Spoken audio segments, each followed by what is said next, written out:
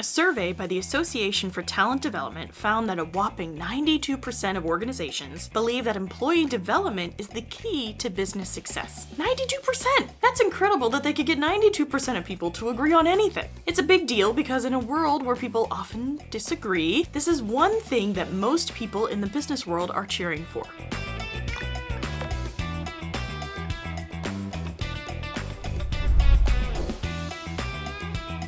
So, knowing how important it is to almost everyone, how can you help create a focus on employee development in your own organization? That's what we'll be talking about today. Organizational behavior and how it can help you develop your team into the best that it can be. If you're new here, I'm Lauren, your leadership strategist, and I've been supporting teams and leaders for over 15 years. Meet Heather, a new leader who had the skills but faced a common challenge, feeling like she didn't quite belong. Have you ever questioned if you're really up for the leadership role?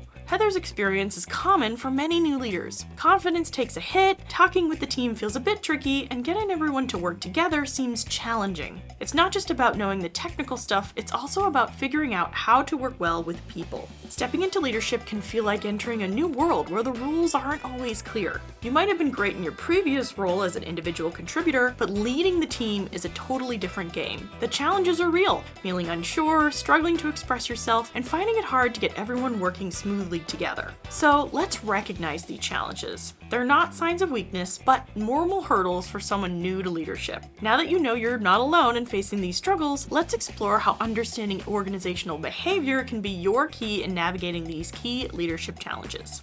First, let's talk about what is organizational behavior. At its core, it's understanding how people in a workplace act and interact, how they work together or face challenges. It's about getting to know the human side of working together, not just that technical stuff that the team actually does. Why does it matter? Well, imagine your team as a machine. Organizational behavior helps you understand each part, making sure they're all working smoothly together. It's about grasping how people operate in a team, not just understanding their tasks.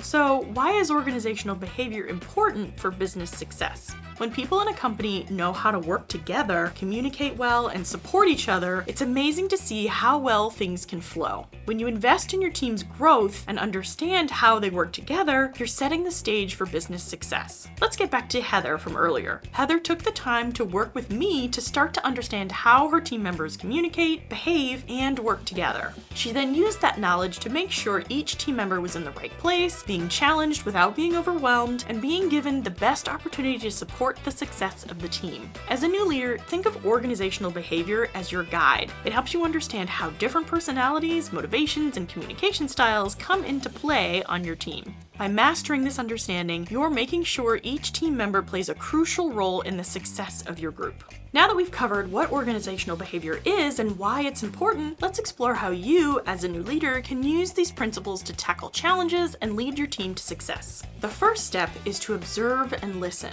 You want to become an attentive observer. Watch how team members engage with one another. Notice their body language, tone of voice, and even the unspoken cues. Heather learned how to keenly observe how her team members express themselves, both directly to her and to each other. Remember that each person on your team is an individual and will have their preferred way of receiving communication. Some might prefer direct and concise messages, while others thrive on more detailed conversations. By paying attention, you can identify these unique preferences within your team.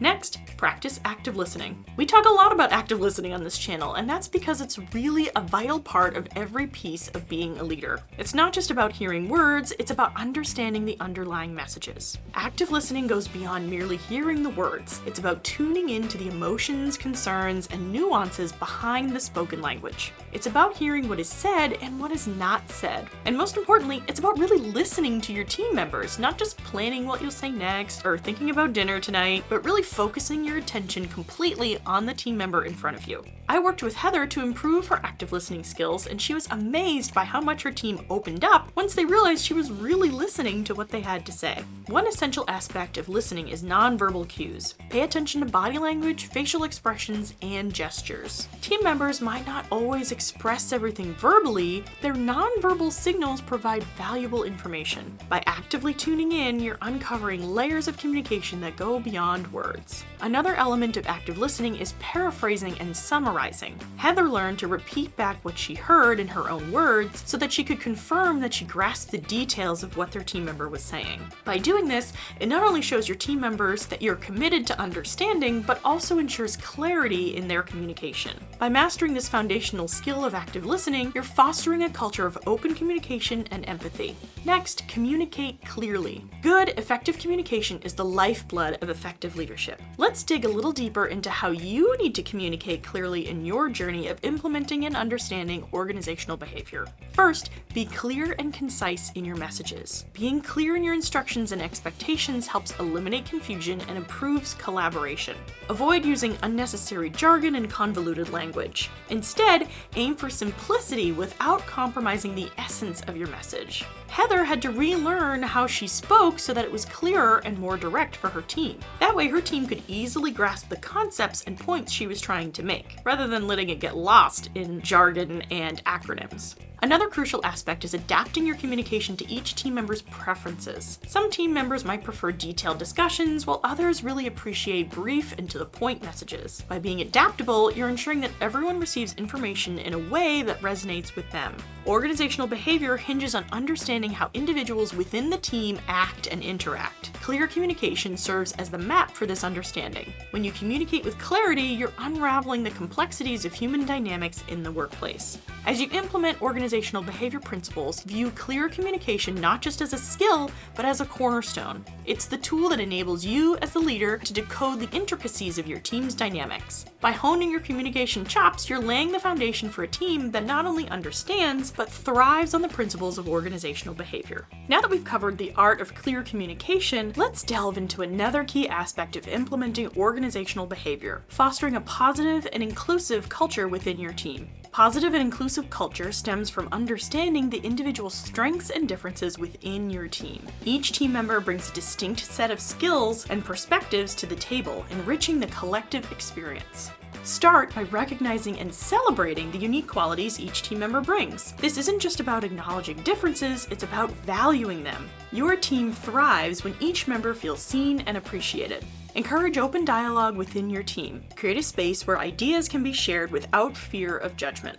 Inclusivity is not a one-size-fits-all concept. Tailor your leadership approach to ensure that every team member feels heard and respected. I worked with Heather to help her learn to adapt her leadership style to accommodate different preferences and situations, ensuring that each member had an equal opportunity to contribute. Address conflicts promptly and constructively. Your role is to guide these conflicts towards resolution, fostering an environment where differences are seen as opportunities for growth rather than obstacles. Remember, a positive and inclusive culture isn't just a feel-good aspect of leadership, it directly impacts the success of your team. When individuals feel valued and included, they are more likely to collaborate effectively and contribute their best efforts. Before I get to the next piece of implementing organizational behavior as a new leader, if you found this video helpful or informative, go ahead and give it a thumbs up and subscribe to my channel so you don't miss any of my upcoming videos. Another key element in your toolkit for implementing organizational behavior as a new leader: providing regular feedback. As a new leader trying to understand organizational behavior, consider feedback the key to nurturing your collective growth of your team. It's about guiding each team member towards their full potential. Start by making feedback a natural part of your leadership style. You should be providing it regularly and in a timely manner to make sure your team has the best chance for success. You should be having weekly or bi-weekly one-on-one sessions with each team member. These are a great opportunity for providing feedback, though that's not all they're for. If you want help having better one-on-one sessions with your team, I have a free guide at the link below. When providing feedback, focus on specific behaviors and outcomes. This precision helps your team understand the areas where they excel and where there's room for growth. Remember, feedback is a two-way street. Create an environment where team members also feel comfortable sharing their feedback for you. Connect feedback to the broader goals of your team. Your feedback should contribute to the shared objectives. Giving feedback is a key aspect of being a good leader. It can be intimidating, but with practice, it will become easier. By providing regular positive and constructive feedback, you'll steer your team towards success. If you want help learning to give better feedback or have more productive one-on-ones, use the link in the description below to schedule your free discovery session for my one-on-one program, the Leading with Confidence Blueprint. It's your chance to get hands-on support in your leadership evolution. The final piece of the puzzle for new leaders implementing organizational behavior is the art of adaptation and evolution, including embracing failure. As a new leader embracing the principles of organizational behavior, recognize that adaptability is not a sign of weakness, but a mark of resilience. Embrace the mindset that change is not a threat, but an opportunity for growth. The business world, much like nature, is in a constant state of flux. By adapting your leadership style to the evolving needs of your team, your organization, and the world around you, you're not just surviving, you're thriving in the ever-shifting landscape. Keep a keen eye on emerging trends and insights, not just in organizational behavior, but in your industry and the world at large. Now, let's talk a little bit more about embracing failure. Remember, failure is not the end, but a crucial part of the process. It's a stepping stone towards improvement. In the context of organizational behavior, understanding what doesn't work is as valuable as knowing what does. Encourage a culture of learning from failures within your team.